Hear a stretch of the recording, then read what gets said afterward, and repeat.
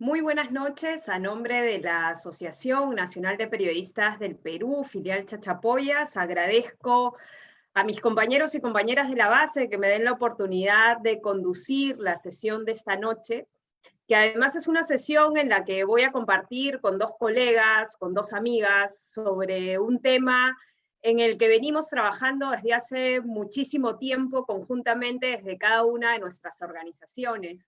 Así que bienvenida, primero Adriana Hurtado, quien está conectada desde Bogotá, Colombia. Adriana es periodista, presidenta de la Federación Colombiana de Periodistas, miembro de la dirigencia mundial de la Federación Internacional de Periodistas, y esta noche está para hablar con nosotros, reflexionar, porque esto es una conversación entre colegas, quienes estamos aquí en el panel, pero también quienes nos siguen desde Chachapoyas o Amazonas y varias regiones que vemos conectándose en línea al webinar. Bienvenida, Adriana. Contigo vamos a abordar todo lo referente a libertad de expresión y ética periodística en América Latina, pero fundamentalmente poniendo el foco en el caso colombiano. Y quiero dar también la bienvenida a Adriana León, con quien vamos a conversar sobre libertad de expresión y ética periodística, pero ya desde la perspectiva nacional. Adriana es periodista, directora del área de libertades informativas del Instituto Prensa y Sociedad, IPIS, corresponsal de Los Angeles Times, freelance para algunas agencias internacionales aquí en el país, así que tiene el conocimiento y la perspectiva desde el lado de la defensa de los derechos y también desde la actividad periodística, así que creo que eso va a enriquecer tremendamente el debate que podamos tener durante estos 60 minutos. Yo voy a empezar desde el punto de partida de la pandemia y quería preguntarle primero Adriana, luego tendremos la metodología de ir intercambiando preguntas y reflexiones entre nosotras. Quería preguntarle a Adriana Hurtado, ¿cómo encontró Adriana la pandemia a los periodistas y las periodistas colombianos? ¿Cómo los encontró? ¿En qué situación? Suriana, buenas noches para ti, un saludo para Adriana y para todo el equipo que hace posible esta transmisión. Gracias a los colegas peruanos y peruanas por invitarnos a esta gran actividad. Zuliana, nosotros infortunadamente no podemos decir que nos haya tocado como un antes y un después, sino ha sido un proceso continuo en donde lamentablemente la situación ha sido bastante alarmante. Claro, lo que ha sucedido es que la crisis la ha hecho más visible, y es que generalmente en nuestro sector encontrábamos a periodistas hombres y mujeres trabajando desde sus regiones, los informales de alguna manera, las personas que venían haciendo sus productos de manera autónoma, sus páginas web, sus desarrollos informativos, y también nos encontrábamos con aquellos periodistas que estaban trabajando para alguna empresa o un medio nacional. Cuando llega la pandemia, lo que hemos encontrado es que muchos más colegas se han atrevido a denunciar sus prácticas. Antes parecía como que fuera un tema que era restringido para el periodista, ni siquiera a nivel nacional se atrevían a comentarlo. Siempre se había dicho que la parte comercial había ahondado tanto de tal manera que la publicidad era una forma de castigar o de premiar a periodistas de acuerdo a su línea editorial. Y esto era bien sabido en el gremio, pero con la pandemia, cuando no se da la publicidad oficial a comienzo del año, los y las periodistas se quedan sin ingreso y de esta manera no pueden seguir pagando sus espacios informativos en las regiones, o inclusive tienen que despedir a sus mismos compañeros trabajadores y trabajadoras que no pudieron continuar en estas nóminas. Con el caso de los periodistas dependientes, hemos podido documentar 6 situaciones donde se vulnera la situación de condición en el trabajo, específicamente despidos injustificados, vacaciones no remuneradas, licencias no remuneradas, y esto con apremio del trabajador, porque infortunadamente nuestra norma es muy laxa en ese sentido, pero aquí el mayor agravante es que no ha sido de forma voluntaria entre el periodista y la empresa para la cual trabaja. Sin embargo, Zuliana, eso también ha sido una oportunidad para unirnos los gremios nacionales de base. Estos gremios hemos presentado 10 propuestas al gobierno nacional, pero lo mismo, no es una situación nueva las condiciones de trabajo, hemos invertido muchísimo tiempo en políticas públicas, en desarrollar otras estrategias, pero lamentablemente nada de esto está sirviendo hoy día y la situación inicial de la pandemia respecto a hoy inclusive es mucho más grave porque ya son pocos los que están sobreviviendo, no solamente en términos de sus ingresos, sino también en cómo hacerle frente a la pandemia y el derecho a la información de los y las ciudadanas, cuando ni siquiera, por ejemplo, en algunos casos, se dan medidas de bioseguridad. Por fortuna, no tenemos casos hasta el momento de periodistas contagiados ni víctimas mortales, pero sin embargo sí es preocupante el desamparo en el que se encuentran los y las periodistas en el país. Gracias, Adriana. Adriana León, ¿cómo agarró a los periodistas peruanos y peruanas la pandemia? ¿Cómo nos encontró en la capital y al interior del país? ¿Qué lectura tienes de esto, Adriana? ¿Qué tal? Muy buenas noches. Saludos a todas las personas que están conectadas acá. Saludos a mi tocaya también. Muy interesante lo que refería Adriana, porque es un poco lo que también pasa acá. Es decir, los periodistas que trabajan en los medios nacionales, la diferencia abismal entre los periodistas regionales es realmente eso, abismal. No se compara, ¿no? Entonces, siempre las condiciones han estado así y ha habido mucho de la extorsión a través de la publicidad o estas presiones tan duras, ¿no? en las regiones.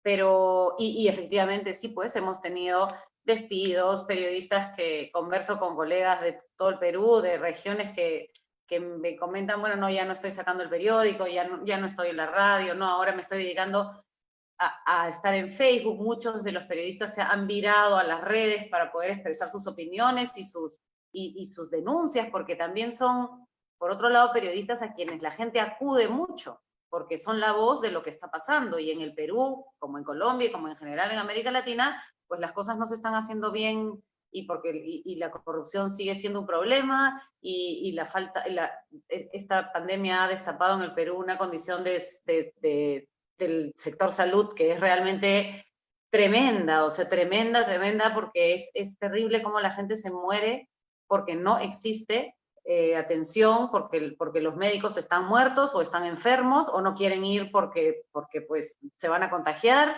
y no tienen ninguna medida de seguridad. Lo mismo está la prensa, o sea, los periodistas en el Perú están trabajando en primera línea como el personal de sanidad, y están trabajando en unas condiciones bastante precarias como trabajaban, como bien decía Adriana, antes, solo que acá se ha visibilizado un montón. Eso por un lado, también, bueno, los despidos, sí, fuerte, pero también me parece que ha pasado, que ha afectado a las redacciones de una manera, digamos, psicológica, ¿no?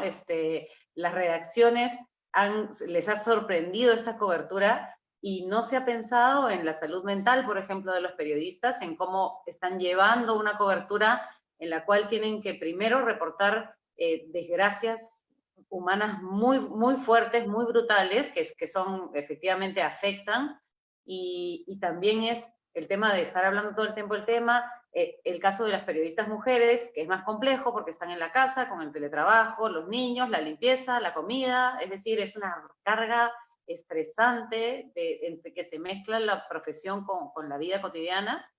Y por otro lado, bueno, de repente el pánico a salir a cubrir y que te enfermes, y que te enfermes en un país como el Perú, donde te mueres, porque ya vamos, no sé, Zuliana, ¿viste la nota ahora del Colegio de Periodistas? Reportaban más de 40 muertos, 40 periodistas muertos por COVID.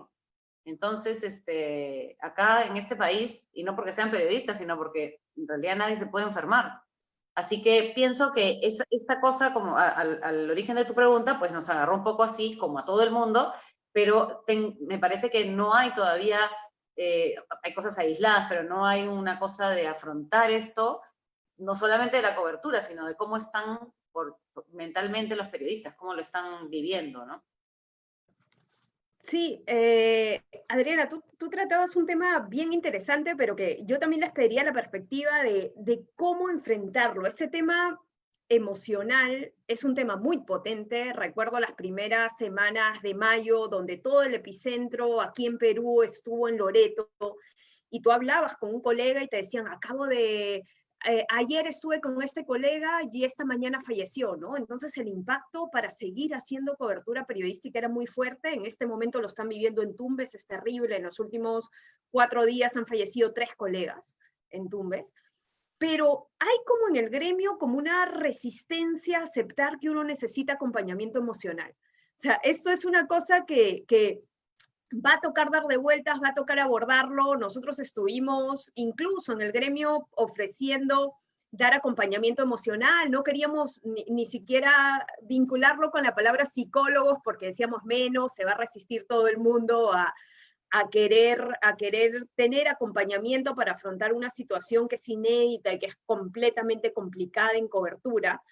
Pero los periodistas nos resistimos a admitir que necesitamos acompañamiento emocional, ¿no? O sea, es como no, por ahora no lo necesito, lo asumen como son gajes del oficio, te tienes que acostumbrar a cubrir esto. ¿Cómo podemos hacer, Adriana, y empiezo contigo desde Perú y vamos luego con Adrián Hurtado, cómo podemos hacer para normalizar el hecho de que necesitamos acompañamiento emocional en este tipo de coberturas? Bueno, primero, empezando en no creernos los invencibles, ¿no? Un poco que uno piensa que puede resistirlo a todo. Escuché varias ideas interesantes, entre estas cosas bonitas dentro de lo que estamos pasando, que podemos recoger experiencias de otros lados, de América Latina o de Europa, de Estados Unidos, de cómo se puede enfrentar estas situaciones, porque es algo que a mí me dio mucha curiosidad, y fue a partir de enterarme que Fundamedios, con una universidad ecuatoriana, ahorita no recuerdo el nombre, pero es la Fundación Fundamedios, en Ecuador, están haciendo una primera encuesta para medir la salud mental de los periodistas. Y son encuestas anónimas, en fin, tienen una serie de requisitos para que no te dé, digamos, esta entrevergüenza y cosa de decir lo que estás sintiendo al cubrir una cosa así. Y de hecho, la FIP hizo una encuesta, ¿cierto, Zuliana?, sobre cómo estaba el salud mental, y salía que las mujeres estaban peor, digamos, que los hombres, había por este estrés de la casa. Pero entonces recogíamos escuchaba algunas cosas interesantes, como por ejemplo, unas redacciones que habían decidido, a la hora que te sientas a hacer el cuadro de comisiones para salir, antes de eso, tener todo virtualmente, unos 20, 25 minutos para hablar un poco de cómo fue tu día, qué cosa, compartir algunas cosas que no tengan que ver con nada con el trabajo, ¿no? Liberar un poco por ahí, teniendo la posibilidad de poder hablar con tu editor o con la persona que más tengas confianza para poder decir, bueno, ahorita no doy más, poder también hacer un poco de catarsis, tener horarios, ciertos horarios, no poder seguir trabajando a las 12 de la noche, tratar del celular apagarlo, en fin, una serie de tips que podríamos recoger y podríamos darle, por ejemplo, a los colegas de Chachapoyas, que lamentablemente ahora hablaba en la mañana con una persona de por allá y me decía que, bueno, que la cosa se viene fea también por ahí, ¿no? Así está mutando el virus por todo el Perú, y entonces las regiones están como esperando qué cosa va a pasar. Y dirán los colegas de Chachapoyas, deben estar pensando, caray, acá no hay nada para prevenir la cosa y se nos viene la ola, ¿no? Entonces, bueno, pienso que hay que prevenir también en esto, ¿no? En decir cómo vamos a afrontar una cobertura que puede ser desgraciada, que puede ser muy fuerte, que puede ser muy impactante, ¿no? Y que tengo que seguir ahí, pero con un respaldo para no quebrarse y para no, pues, enfermarse finalmente. Y tomar todas las medidas de seguridad. Yo creo que acá los medios y los mismos periodistas y todos se tienen que cuidar mucho en el tema de las mascarillas y todas las medidas de seguridad, a pesar de que la cobertura es complicado, pues, ¿no?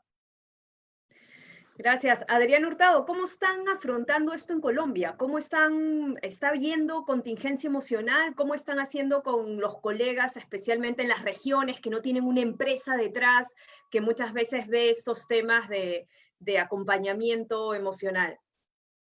Zuliana, lamentablemente no hemos podido abordar esta línea, pero aprovechando que Adriana León nos ha tocado un tema muy importante, y es el reconocimiento, ¿no? El autorreconocimiento de que no somos héroes, no somos superhéroes, Yo sí quiero hablar de un tema del que ni siquiera yo he hablado, y es un poco también cómo esta pandemia nos ha afectado a nosotros los y las dirigentes gremiales y sindicales. Por ejemplo, en mi caso he sentido ansiedad, he sentido muchísima impotencia de, por ejemplo, no poder tener una ayuda superior a mis colegas, a los que básicamente cuando tienen una situación emocional lo que hago es darles un consejo, pero a veces no se mira hacia acá, hacia cómo estamos nosotros. He sufrido estrés, he sufrido también desorden en el sueño. Ustedes nombraban hace un poquito el tema de las que somos mujeres. Hoy, por ejemplo, evaluaciones con mi hijo, un Zoom en la mañana. Entonces ya llega uno también en una situación supremamente desbordante. Y ahí es cuando empieza a generarse todas estas enfermedades que a lo mejor impactan es el alma, porque muchas veces, por supuesto, hoy la pandemia es la situación más terrible, pero recordemos que también, por ejemplo, en el caso colombiano, venimos de unas situaciones en la cual colegas sufrieron secuestros, sufrieron desplazamiento, y son situaciones que nunca han sido abordadas desde lo emocional, desde adentro del alma, y por eso hoy, por ejemplo, se hace tan frecuente tener un gremio en Colombia un poco desunido, porque cada cual ha venido trabajando sus individualidades, pero no ha habido lamentablemente un proceso conjunto y colectivo de resarcir esos daños.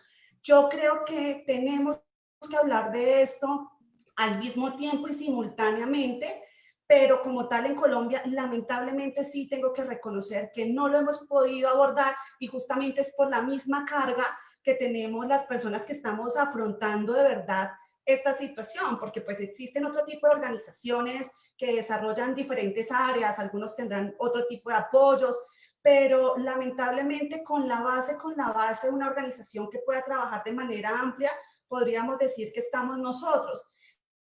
Nos frustra, por ejemplo, ir al legislativo, ir al ejecutivo nacional con propuestas y que no salga, entre tanto, la gente en la región, en la provincia, preguntando qué hace la organización, y pues uno queda acá en medio de esa batalla emocional que sí les confieso que es frustrante y que se debería pensar más de forma global, porque en última nosotros también somos periodistas en medio de esta batalla que nos ha tocado la pandemia. Buenísima, buenísima reflexión, Adrián, y pones en la agenda también el papel de los dirigentes gremiales, de los dirigentes sindicales y la impotencia de poder responder a algo que literalmente es desbordante.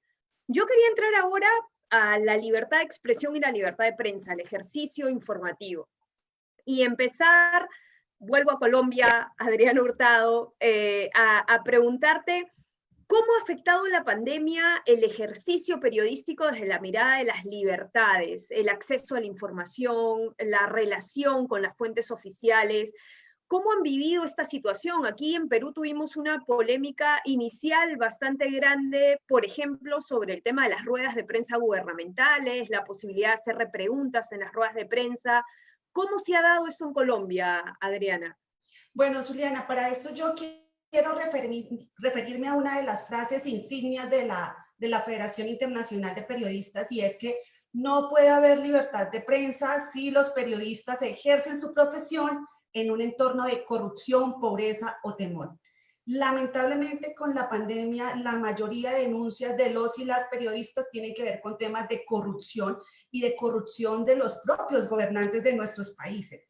El hecho de hacer esta información les ha generado a algunos un tema de boicoteo en redes sociales, de estigmatización, inclusive algunos cuando han ido a la calle a hacer cubrimientos han sido agredidos verbal y físicamente. Ha habido, por ejemplo, a varias mujeres periodistas que conozco, les han tildado de hacer información falsa cuando consultan a otras fuentes distintas a las de la oficial.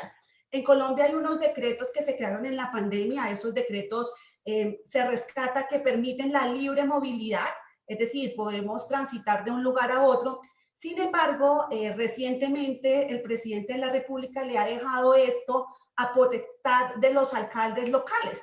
Y, por ejemplo, en una ciudad como Medellín o Bogotá, entonces están estos alcaldes o estos mandatarios locales obligando a los periodistas a registrarse y cumplir con una serie de medidas que lamentablemente no pueden los periodistas cumplir. Por ejemplo, tienen que tener unos planes de bioseguridad que muchas colegas de los que estamos hablando en este sentido de la región no tienen cómo pagárselo porque ni siquiera tienen una seguridad social, una ARL, que es la aseguradora de riesgos laborales, no tienen nada, pero les piden que tienen que tener unas caretas especiales, que tienen que tener unas medidas adicionales que un periodista no puede cumplir en este momento. Me refiero a los informales. Y a los formales, en algunos casos, ha habido situaciones con corresponsales que también les ha complicado la movilidad. ¿Esto qué significa? Que aunque a nivel nacional el decreto garantiza como excepción la libertad de información como un servicio público esencial y la libertad de movilidad, por otro lado se bajó a los mandatarios locales y estos han venido poniendo estos requisitos que resultan ser onerosos para los periodistas. Eso por un lado. Por el otro lado, la presión a través de la pauta publicitaria, ¿no? En algunas zonas vemos también cómo de acuerdo a cómo se transmita esta información, los periodistas son llamados o no por las personas que están detrás del poder.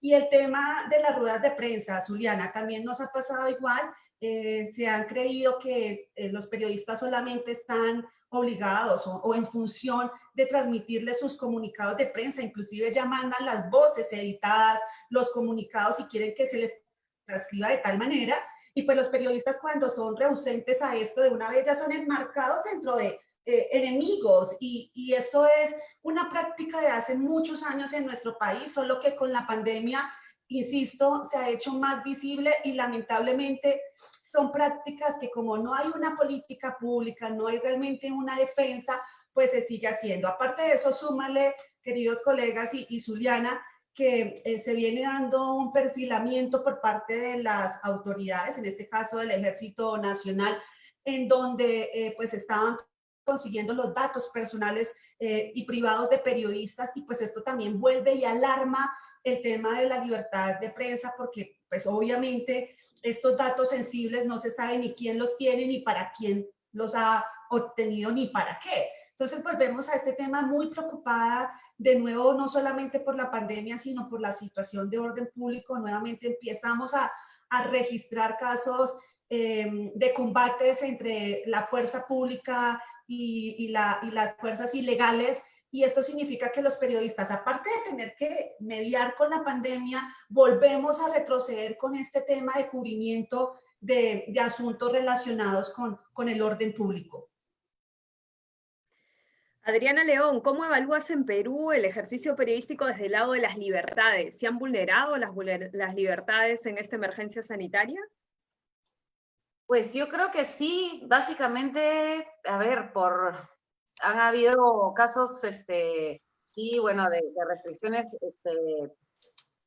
en la cobertura, pero una cosa que nos ha preocupado ha sido el tema de acceso a la información pública, porque en el decreto que declara la emergencia está el stand-by, digamos, del derecho de acceso, es decir, no es que se deroga el acceso, sino que se queda ahí, que no te van a poder contestar por una cuestión de salud de los funcionarios públicos, pero eso en realidad ha traído bastantes problemas porque hemos visto medios que hacen periodismo investigativo, que estaban un poco buscando dónde estaban las camas, corroborando el discurso oficial, la información oficial con lo que realmente estaba pasando, y de pronto aparece el subregistro, y todas esas temáticas durante los 2 primeros meses de la pandemia no las hemos podido cubrir bien, porque además de eso los datos no estaban abiertos.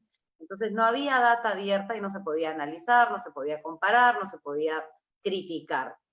Además hubo de un momento álgido de parte del Ministerio de Justicia, el ministro de Justicia, para decir que solo se toma en cuenta la información oficial por una cosa de fake news, pero luego esto terminó pues tergiversándose y hubo casos, Zuliana lo sabe mejor que yo, de periodistas que han estado detenidos o han tenido problemas con la justicia por haber pues corroborado información, comparado información, o lo que pasa normalmente con los periodistas, sobre todo en regiones donde no hay donde quejarse, es que llaman a los periodistas o acuden a las redes sociales de los periodistas para dar una queja y los periodistas pues transmiten lo que va sintiendo o quejando la población. Es un poco el vocero de la población.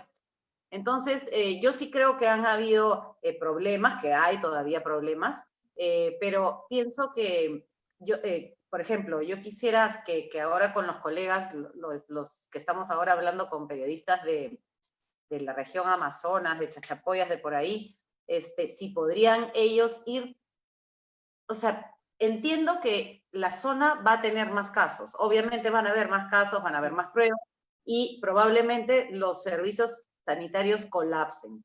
Entonces sería interesante hacer un ejercicio periodístico e ir a los lugares a ver cómo están, para ver qué está pasando y que si se viene la ola, cómo se va a mellar esa situación, ¿no? Y ver si se están haciendo realmente las pruebas, si hay pruebas, cómo van lo de las compras. De todas maneras, aconsejo hacer pedidos de información pública y meter los pedidos, porque nosotros desde el IPIS estamos promoviendo que los periodistas hagan el ejercicio, metan los pedidos. No les contestan, nos llaman y nos dicen, no nos contestaron, nos dijeron tal cual. Así medimos cómo están ellos, los funcionarios públicos, informando. Porque ¿cómo se informan en Chachapoyas ahora?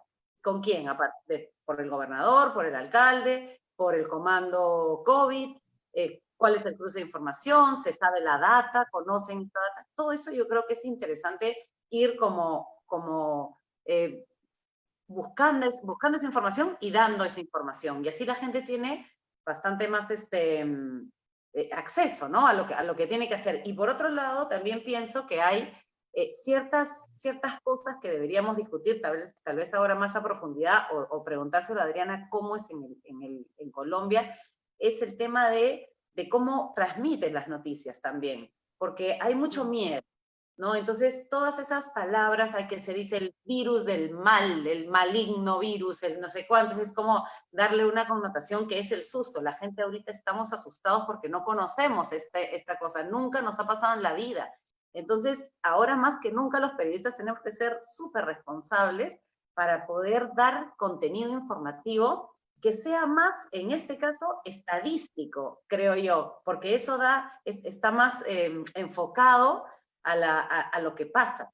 Y, por supuesto, recoger las opiniones y todo lo demás, y también la queja de la gente, porque pienso que es ideal ahora pues abrir micrófonos y decir, bueno, tenemos 10 minutos, 5 minutos en el programa para que la gente diga qué está pasando con COVID, cómo está su familia, o sea, siento que ahorita los periodistas tenemos un montón de trabajo y de responsabilidad con restricciones, acceso a información, probablemente las autoridades no quieren que se sepan un montón de cosas, pero entonces hay que tener los ojos más abiertos, ¿no? A pesar de que probablemente hayan agresiones y todo, ¿no? A costa de esto. No, es importante, Adrián, de las primeras preocupaciones cuando empezó la emergencia nacional fue el tema de acceso a la información, y justamente IPIS puso esto en agenda pública porque no se entendía cómo en un contexto en el que más información necesitas, porque había manejo de fondos públicos, porque era una circunstancia en la que la relación con las fuentes oficiales era bastante tensa, porque imagino, Adriana, que en Colombia ha habido una discursiva muy similar. Aquí la fuente oficial pura y única se entendía como la fuente oficial, y si tú ibas a otras fuentes, y quizás aquí lo más gráfico a nivel nacional fue lo que pasó con la investigación de IDL Reporteros y el tema de subregistro, en la que se decía que IDL Reporteros, que además es una de las plataformas más prestigiadas en periodismo de investigación, hacía información tendenciosa, que fue el adjetivo que utilizó el ministro de Salud aquí, ¿no? Entonces, en esa circunstancia, tener el acceso a la información en stand-by es completamente peligroso. Entonces, recuerdo que en alguna conversación con Adriana León me decía, incluso estamos pensando presentar un recurso fuera, si este tema no se logra solucionar hacia la interna.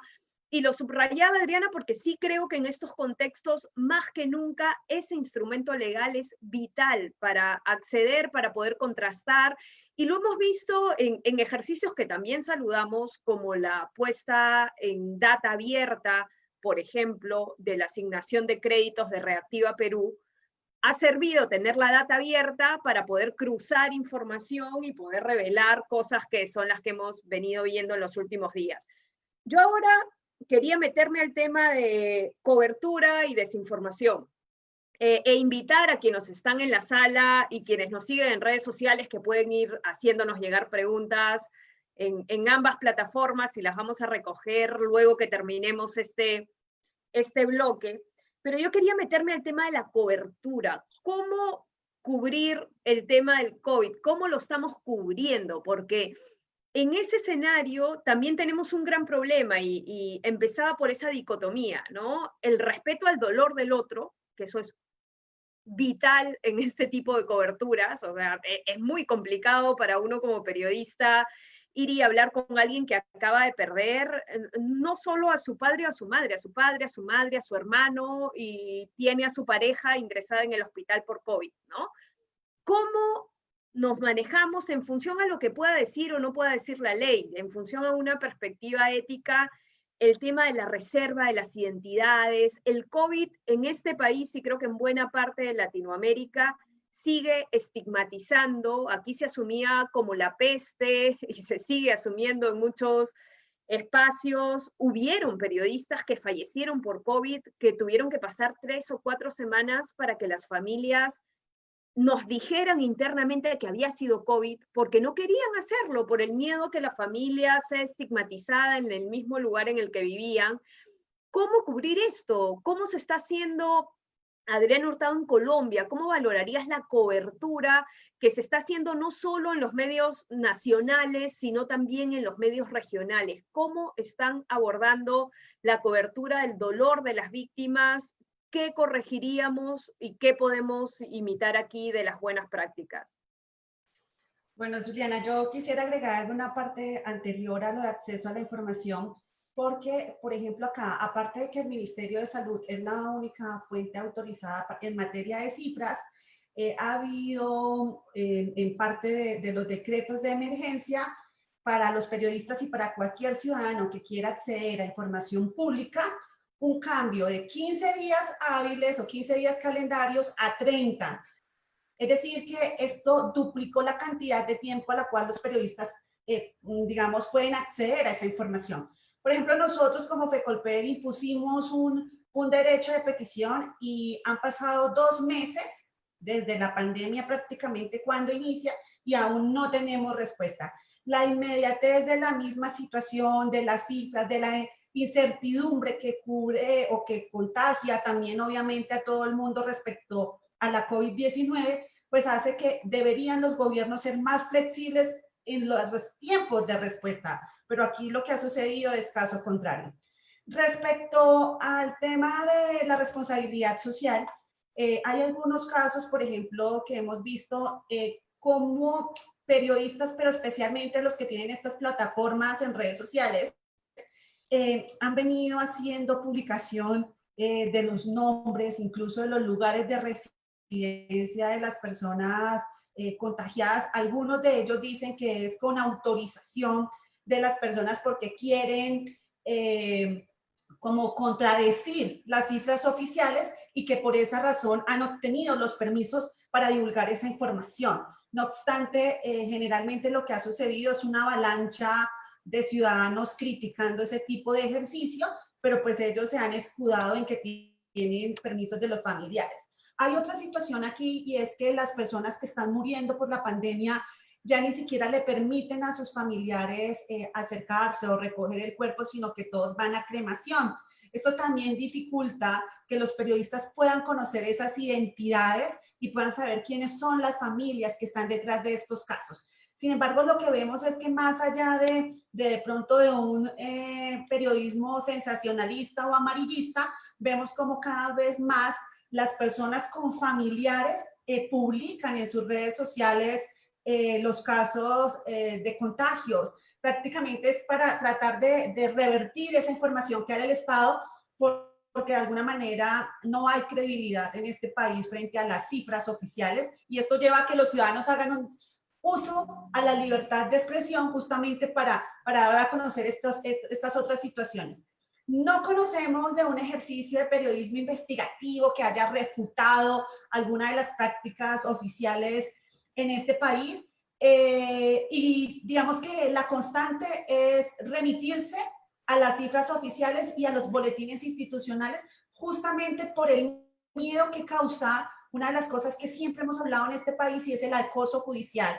Denuncias por injuria o por calumnia, así no sea cierto, pero el solo miedo a que un periodista sea involucrado en temas legales, cuando la información es correcta, muchos de ellos no tienen ni siquiera cómo pagarse un abogado. Entonces ya hay acá un tema escrito que dice como, mejor en esto no ahondemos, no hagamos, porque podríamos vernos metidos en un problema. Realmente nosotros sí sentimos que hay una imposibilidad de tratar los temas de otra manera en un país donde el temor y el miedo ha sido la constante de muchos ciudadanos, incluyendo a la prensa.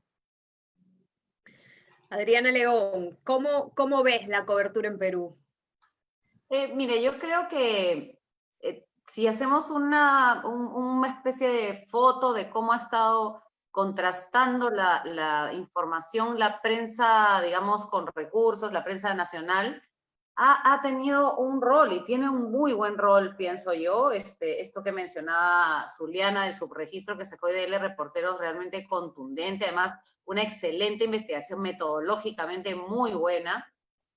Ojo Público con Bárbara Fraser y Carlos Castillo, no me acuerdo cómo se llama, el corresponsal en Loreto, hicieron una cosa espectacular sobre Loreto y sobre también su registro y viendo día a día cómo pasaba. O sea, la cobertura ha estado interesante, buena, digamos que libre en cierto sentido para poder publicar, pero no me parece que es lo mismo en regiones, ¿no? Por ejemplo, he tenido muchos periodistas que llamaban de Trujillo, de Lambayeque, de Piura, quejándose pues de que no les dan información, o que les restringen el acceso a información o a las conferencias de prensa. Entonces todo esto es como más complicado, como lo decía hace un rato. Es más difícil cubrir esto, es más difícil porque es desconocido, es más difícil porque te puedes contagiar, es más difícil porque tienes que contrastar información cuando tienes limitaciones para reportear. Pero si eres un reportero no puedes hacer todo el trabajo en teletrabajo. O sea, en la reportería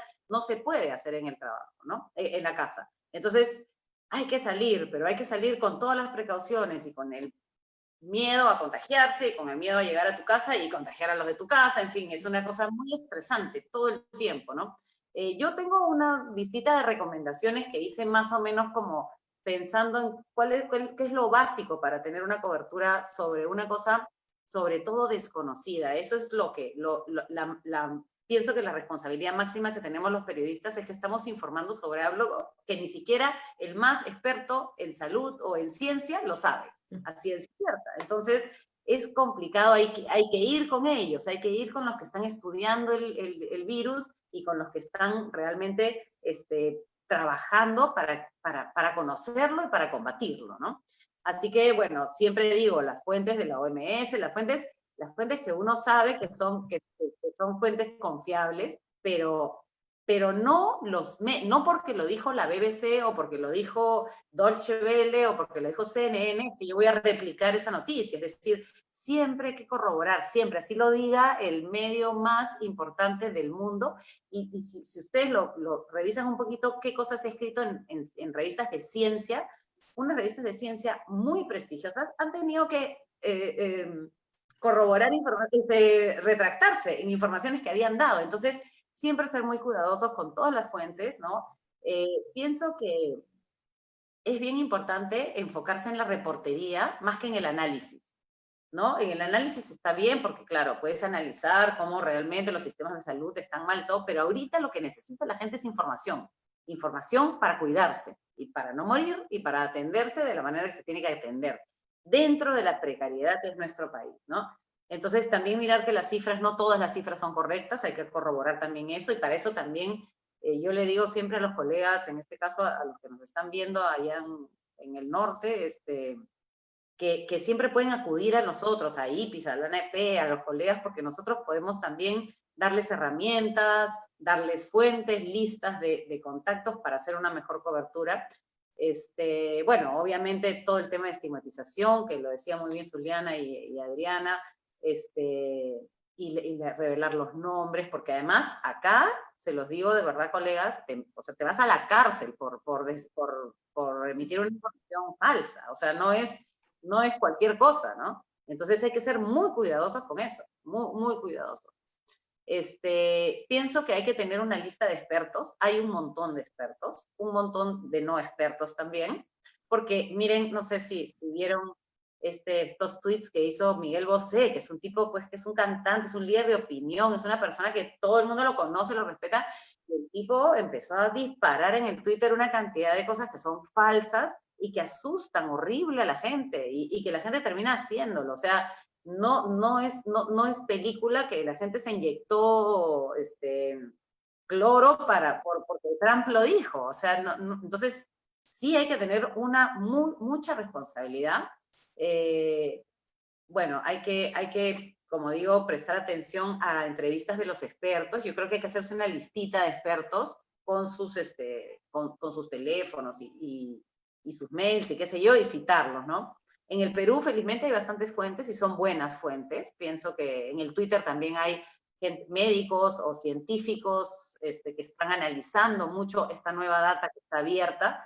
Entonces, creo que eso es interesante. Y lo que sí pienso es que los colegas tenemos que estar ahí, o sea, tenemos que estar donde está pasando. Y ahorita la noticia es en los hospitales, en los centros de salud, en el personal médico, en la gente, en las demandas de la gente y en las medidas de seguridad, con cosas muy precisas para que la gente nos escuche. Sabemos que tenemos mucha responsabilidad los periodistas, y acá más que nunca. Gracias, Adriana. Lo decías bien esto de las redes y me hacías recordar los primeros días de mayo. Los chats institucionales que teníamos se habían convertido, te lo puedo firmar, en chats de fast-checking. O sea, los colegas de provincia nos decían, nos ha llegado esto del Ministerio del Interior. ¿Es verdad? Pues claro, nos tocaba a los que estábamos aquí contactar con Ministerio del Interior, con Ministerio de Defensa, decirle esto es cierto, ¿no? O sea, un tercio del tiempo laboral que teníamos, por lo menos ahora esto ha bajado un poco, pero mayo fue terrible en temas de fact-checking, ¿no? Pero creo que esas son las fortalezas de esto, de tener espacios comunitarios, hacer trabajo colaborativo. Con Adrián en esta cuarentena hemos hablado más que en época de no cuarentena, porque nos ha tocado contrastar información, saber si había que acompañar conjuntamente a un colega, y creo que esas son las cosas buenas que salen de estas cosas, que no venían de la pandemia, pero que te demuestran de que esos espacios de solidaridad, lo decía Adrián Hurtado con el caso colombiano y cómo se articularon para presentar y hacer más fuerza ante un ministerio para poner el foco en la condición de los colegas en las regiones, y creo que eso es fundamental. Yo solo tengo una última pregunta y luego pasamos a leer algunas intervenciones de nuestros compañeros y compañeras. ¿Creen que algo va a cambiar en el ejercicio del periodismo post pandemia? ¿O vamos a seguir igual? Porque en esto ha habido mucha discursiva de que la pandemia nos cambió, hemos visto lo peor, no volveremos a ser los mismos luego de esto. Y también me he encontrado con las versiones del otro lado que dice que vamos a terminar peores después de todo esto. En el caso del periodismo, Adrián Hurtado, ¿tú crees que el periodismo y la forma de hacer periodismo en Colombia va a ser distinta luego de la pandemia? Uy, Zuliana, esta pregunta es la del cierre, pero con broche de oro, efectivamente. Bueno, acá se ha hablado y a nivel de América Latina se ha hablado muchísimo de la palabra reinvención, ¿no? Y es que yo creo que si hay una lección aprendida es que a la mayoría de hombres y mujeres periodistas nos cogió la pandemia, como a muchos ciudadanos, pero con un agravante, y es que éramos uno de los sectores que poco sabía ahorrar, que poco sabía de temas empresariales, que se había dedicado exclusivamente a eso, ¿no? A buscar la noticia, a informar. Y yo creo que sí va a haber otro tipo de periodismo, y es un periodismo que va a querer seguir haciendo procesos de emprendimiento con mayor auge. Por esa razón, inclusive muchos ministerios empezaron, hoy acá hay todo un tema de economía naranja, de emprendimientos, y muchos muchos de ellos están acogiéndose por esa línea, sobre todo los periodistas que fueron despedidos ya no quieren volver a los medios de comunicación. Sienten que sus empresas los dejaron solos, que los sacaron cuando ellos fueron la fuerza que mantuvieron a estos conglomerados y que en esta situación no tuvieron solidaridad. Por tanto, sí creemos que va a haber un cambio en ese sentido. Mucha más gente no va a querer ser dependiente, va a querer tener sus propios medios de comunicación. Y en cuanto a la información, yo creo que va a ser muy difícil que haya un tránsito al periodismo que todos quisiéramos, porque mientras que en este país no haya una ley que pueda regular la pauta publicitaria oficial, lamentablemente esto va a ser también utilizado hasta inclusive por muchos colegas como forma de congraciarse con los gobiernos y por tanto esto va a limitar el derecho de los ciudadanos a estar bien informados.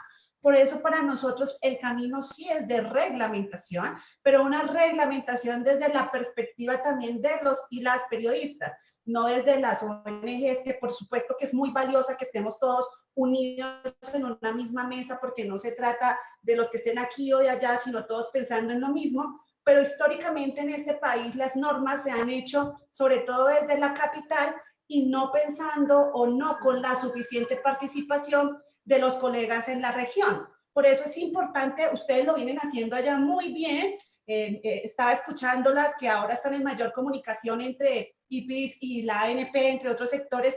Nosotros hemos logrado acá, pero con las organizaciones de base.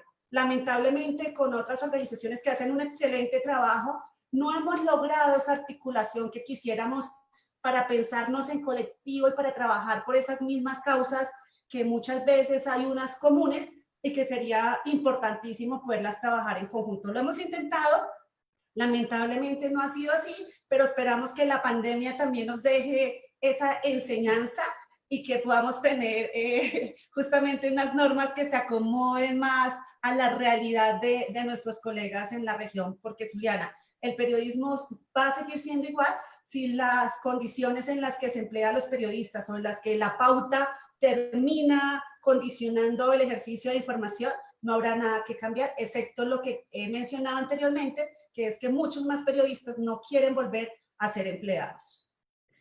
Adriana León, ¿crees que algo va a cambiar luego de la pandemia con los periodistas y el periodismo en Perú? Mira, yo creo que va a cambiar y que, volviendo al principio que decía Adriana al inicio de su intervención, esta situación de crisis en el periodismo, en este caso hablamos del periodismo regional, es una situación que arrastramos años, ¿no? Eso, Zuliana y yo trabajamos años en esto y siempre hemos trabajado juntas en colaboración y siempre hemos visto esta precariedad y siempre lo decíamos, se va a poner peor, se va a poner peor y cada vez se pone peor, porque es así, porque los medios están en una crisis, porque, en fin, por todo lo que sabemos y porque además somos un país donde la corrupción ha calado en todos los sectores, incluso en la prensa, incluso en el periodismo. Entonces, pienso que los periodistas, los colegas que realmente pues respetan su profesión, tienen credibilidad, son respetados por la gente en las condiciones más precarias de trabajo. Pero ahí están trabajando, ahí están haciendo periodismo y haciendo un millón de cosas también a la vez que no interfiere con el periodismo y que, bueno, que necesitan hacerlo. Esa gente tan valiosa está virando a estos asuntos de emprendimiento, pero como es en el Perú, de la manera informal o digamos que a trompazos, porque así vas aprendiendo, porque no hay otra manera, pero sí veo que hay ciertas iniciativas regionales online buenas, que quisiera que poder hacer un programa con Zuliana, tal vez podríamos hacer un webinar para decirles a los colegas todas las oportunidades de financiamiento que pueden existir para formatos como estos, ¿no? Y porque además se necesita mucho. Yo pienso que el periodismo regional es fundamental en este país. Es fundamental porque así los limeños creamos que Lima es el Perú. No es el Perú. Y el Perú es mucho más, y el trabajo del periodismo dentro del Perú es muy importante, porque hace 20 años que tenemos un montón de dinero en las regiones y no pasa nada. Y cada día estará peor. Y con pandemia, peor. O sea, ahí esto ha sido como un baldazo de agua fría, nos ha escupir en la cara qué es lo que ha pasado. Así como pasó con el lavajuez y nos dimos cuenta que, claro, así era el sistema judicial que vivimos todos los días, así también es lo que ha pasado en las regiones con el tema de Iquitos, agua y saneamiento. O sea, se robaron, Iván Vázquez se robó toda la plata y por eso es que nunca hubo en Iquitos agua y saneamiento. Y así se quedó desde el 2014. Y así fue, y así pasa en todo el Perú. Y la prensa, si no está ahí, tiene que trabajar. Entonces, yo pienso que sí hay buenas, siento que hay periodistas que se han adaptado a la tecnología. Eso sí me parece que está pasando en las regiones del Perú. Los periodistas se han adaptado a la tecnología, como sea, pero se han adaptado y están haciendo buenas cosas. Entonces, sí habría que tener más interacción para ver qué fuentes de financiamiento hay, y también estos cursos excelentes para saber cómo hacer de tu negocio, cómo hacer de tu plataforma de periodismo un negocio. Y se puede hacer sin que eso tenga que ver con que pues estás trabajando para presidente regional y también haces tu programa independiente, ese tipo de cosas no, pero digamos que sí creo que en ese sentido va a cambiar forzadamente, se va a acelerar el cambio, y bueno, y esperemos que sí. O sea, yo creo que la radio es el medio que más se consume en este país. Entonces hay que hacer cosas de radio, hay que hacer buenas cosas en radio, que tienen formatos como digitales, como los podcasts, que son muy interesantes y que tienen un nivel de impacto ejemplar. Entonces yo sí creo que sí va a cambiar, espero que esto aporte. Igual va a haber corrupción, van a haber mercenarios de la información, van a haber pseudoperiodistas, sí, pero si trabajamos los que estamos trabajando bien, pues estos periodistas se diluyen ¿no? en el tiempo. Y tomo nota, Adriana, nos parecería interesantísimo hacer algún webinar con estas oportunidades de financiamiento para emprendimientos digitales. Y lo decías bien, en marzo, aquí en Perú, la cuarentena empezó el 16 de marzo, y la mayoría de colegas veían esta posibilidad de videollamadas y de webinars como algo imposible. El Zoom sonaba chino, y desde hace 3 o 4 semanas, compañeros y compañeras, además de edad mayor, que es complicado ser amigable con la tecnología, son los primeros que están en todos los webinars de Zoom, ¿no? Y creo que eso, qué bueno que lo subrayes, Adriana, porque es una de las cosas positivas de la pandemia, la capacidad de adaptarse al cambio y a saber que subes a la ola tecnológica o te quedas fuera, ¿no? Yo entramos a la rueda de preguntas, pero primero quería saludar a quienes nos están siguiendo en el webinar. Son principalmente los compañeros de la base de Chachapoyas, pero también hay colegas de Huánuco, de Huacho, de Cajamarca, de Chachapoyas, de ICA, la Asociación de Periodistas Venezolanos en Perú. Gracias por sumarse. Creo que podemos ir discutiendo, intercambiando reflexiones que van a ayudar a dignificar profesión y hacer mejor nuestro trabajo. Yo quería darle la primera pregunta al compañero Jorge Luis Ubiate, que es presidente de la ANP Chachapoyas. Jorge Luis, bienvenido. Vamos a hacer una pregunta, planteamos la pregunta, nos indicas para quién de las expositoras, y luego yo daré lectura a 2 preguntas más y pasamos a la rueda de respuestas y luego cerraremos. Jorge Luis, te dejo en el uso de la palabra.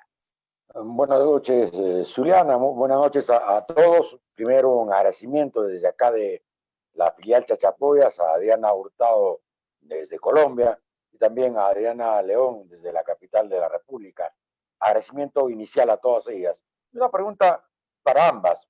Decía en su última participación Adriana León de que el tema del trato diferente que ha tenido siempre el periodismo de provincia, y me parece que esta misma situación sucede en Colombia. ¿Qué hacer? Aparte de las enseñanzas, las propuestas hechas por Adriana León, ¿qué hacer para, de alguna manera, la prensa limeña tome más en cuenta la prensa provinciana? Yo creo que en realidad no es tan importante que la prensa limeña le tome en cuenta a la prensa regional. Pienso que, porque podemos hacer 2 cosas. Podemos apuntar a que los grandes medios tengan corresponsales mejor pagados, en mejores condiciones laborales, etcétera, que no pasa. Eso sería ideal. Sería bueno que lo hagan, pero no lo hacen y no podemos obligarlos a hacerlo, ¿no? Entonces, lo que sí creo es que bueno, igual bien si tienes un trabajo como colaboras para un medio nacional, pero pienso que hay que orientar más hacia tener medios locales, ¿no? Y claro, yo creo que una de las cosas que hay que presionar es para tener cierta regulación con la pauta publicitaria oficial, porque ahí claramente hay una situación de yo le doy a Luis porque me cae bien y a Jorge no porque este me critica y tal. Y cuando yo he tenido entrevistas con funcionarios públicos en Ayacucho, en Cusco, en Loreto, diciendo, bueno, pero ¿y usted en qué se basa para darle toda la publicidad a este periodista y no repartir a los demás? Y pues el funcionario público te cita a Ibope, que por supuesto que no le creo nada, ¿no? Y entonces ahí es como, lo hace como quiera. Y eso es un problema. Yo creo que por ahí puede venir una reforma y tendría que ser una reforma desde el Parlamento. Esperemos que el 21 votemos por gente que le interese estos temas que son importantes, porque hay que hacer un lobby en el Congreso. También pienso que hay que cambiar esa ley de radio y televisión, porque primero que es del 2004, entonces en realidad si ahí no existía, entonces es como que totalmente obsoleta, pero además porque tiene que haber una mejor regulación de competencia para tener las secuencias, tanto radiales como televisión. O sea, RPP no puede competir con una radio chiquitita de Huancavelica porque no puede llegar a las mismas pautas, ¿no? Entonces, hay un montón de cosas de reforma que se tienen que hacer y que tenemos que impulsarlos, y ahí siento que nosotros tenemos un poco de la responsabilidad, los gremios, las ONGs, para poder empujar desde ahí, ayudar desde Lima, desde Lima, ¿no? Pero por otro lado, pienso también que lo que decíamos con Zuliana, ¿no? O sea, habría que empezar a pensar en cómo hacer periodismo virtual de alguna manera, o periodismo de otro tipo más innovadores.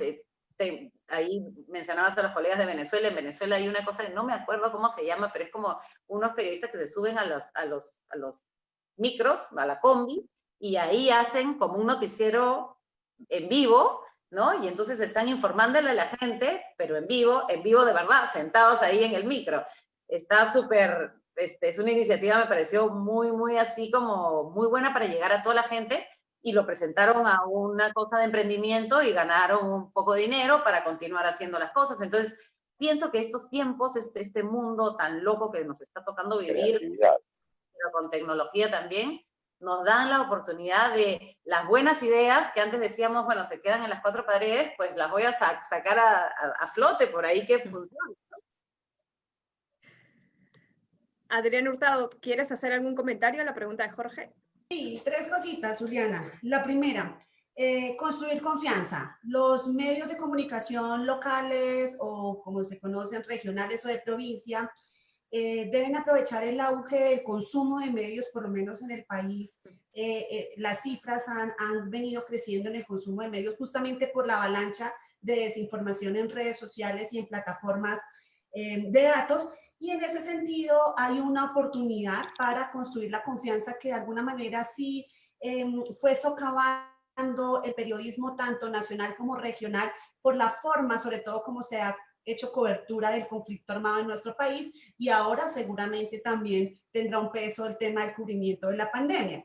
Adicionalmente, el segundo punto tiene que ver con, ya se han venido dando prácticas, redes de trabajo conjunto entre periodistas de región.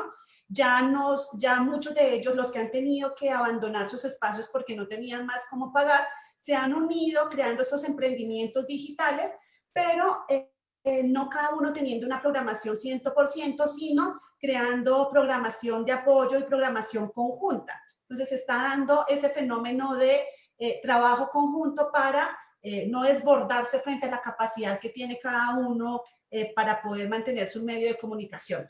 Y lo tercero tiene que ver con fortalecer los gremios de base en cada una de estas localidades. Mientras no estemos unidos, mientras no logremos hacer incidencia, mientras que cada cual piense que se puede ir por aparte queriendo lograr grandes cambios, creo que seguiremos en la misma situación. Siempre, siempre, siempre el pez más grande se va a querer comer el pez chico, y en este sentido solo si estamos unidos vamos a poder trabajar por estas reivindicaciones.